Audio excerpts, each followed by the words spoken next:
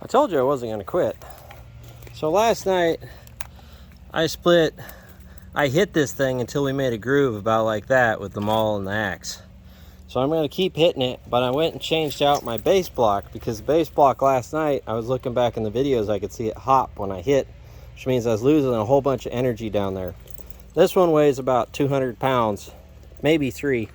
So that should give me a lot better rebound when I take hits on it. Let's see how it sounds. Let's get after it. Yeah, that's much better.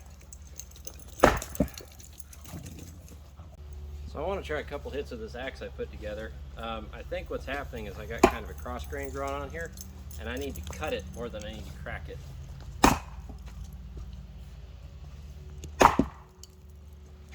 That felt pretty good. That's better. Now we'll give her a couple whacks with the old iron axe.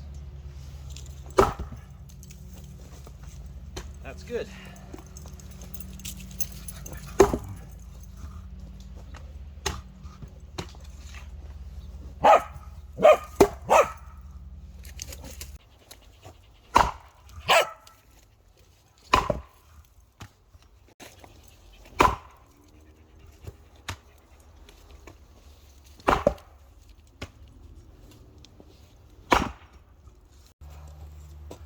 Well, I went down another inch and we're still not getting anywhere. I can see where I'm cutting across the grain, so I think it's time for wedges, folks. So wedge we will.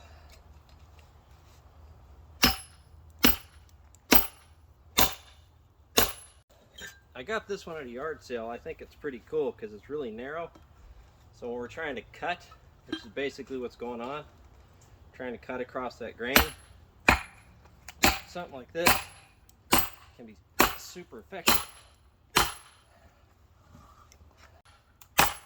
Now if you're wondering about striking steel on steel, these wedges are made of a softer steel than the hammer, so they just mushroom over a little bit.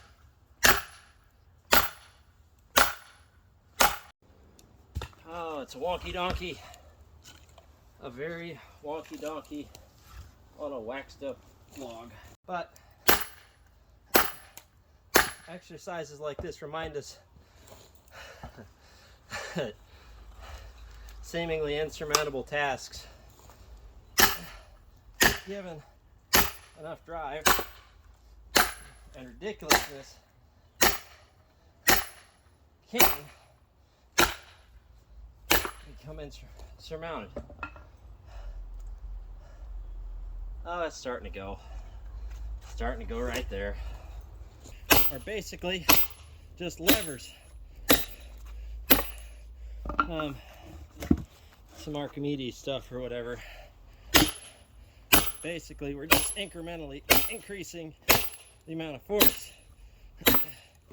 using the angles of the wedge.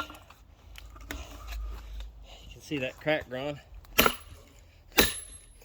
Now, why are 2 wedges handy? Why indeed?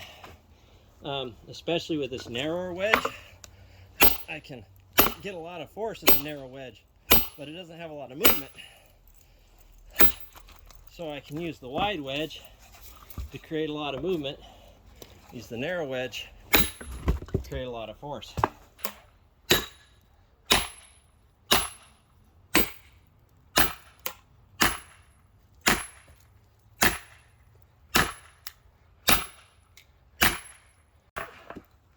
I would.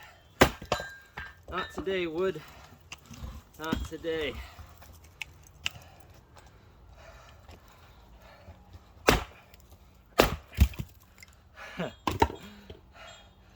There you have it, folks. Look at that. See, I had to cut all the way through that cross grain, that knot, before I could ever get to anywhere it would split. It would split easy. I was just chopping through that log, and it's straight grained up here, so it's very deceptive, right?